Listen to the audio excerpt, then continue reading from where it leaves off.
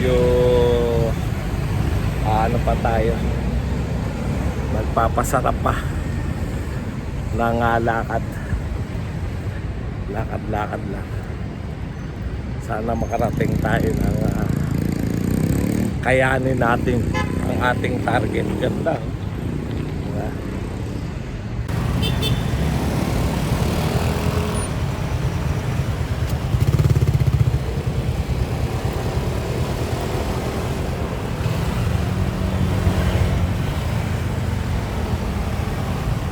American Cemetery.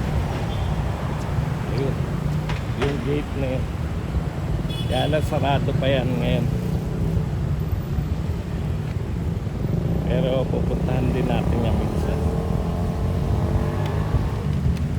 Punta muna tayo sa ating target, Venice.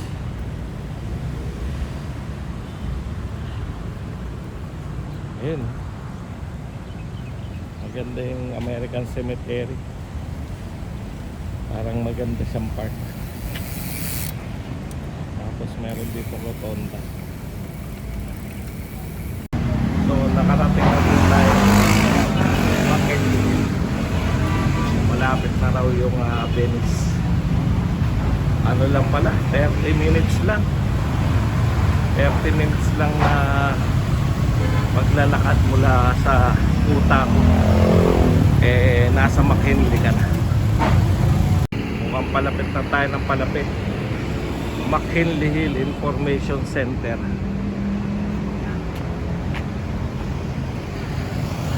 Parang BGC din. May mga ano rin, sangkatutak din ng sangkatutak din ng mga magkakatabi lang din yung commercial building tsaka yung mga condo units. So Asia Drive, ibig sabihin malapit na tayo. Ito na mismo, Asia Drive. So yan na po ang Grand Canal Mall. Ayan, pero likod po yan, parking po yan. Maganda yung sa harap. Okay, so ito na po yung Venice Grand Canal Mall. Parang palasyo po siya nung panahon ng kausuhan po ng Venice. Pero dahil sarado siya, alam ko sarado pa siya.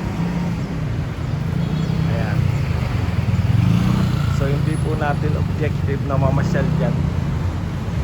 Ang objective po natin makarating muna dito ng lakad, papawis. So dito po tayo sa entrance ng Venice Grand Hotel. Nakarating na tayo at pinagpawisan tayo. After 33 minutes nakarating na tayo rito sa ating destination. Mukhang mas pawis tayo mamaya pagpabalik. So babalik na po tayo sa BGC. Mukhang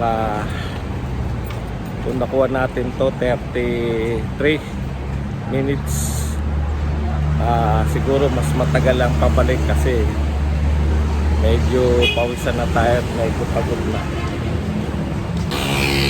Ang hirap kong pabalik, no? Kasi pawis ka na, oh. Pero napakasarap pong pagpawisan ng ganyan. Sana kayanin natin araw-araw, no, na ganito tayo pinagpapawisan. Napakasarap. Wakas, tagal-tagal ko rito sa BGC. Ngayon lang ako nakakita ng puno ng aratilis. Yung iba po hindi alam kung ano yung puno ng aratilis. Ito po yung aratilis. Kaya lang walang kinog na bunga. Malamang maagang na kukuha to ng mga ay meron. O ito po, ayan ang bunga ng aratilis. Yan, may isa. Dito na po tayo sa American Cemetery. Ayan, maganda po yan sa loob. Grabe pawis natin. Ngayon lang ako pinagpawisan uli ng ganito. Ganito kagandang papawis. Kaya sulit na sulit.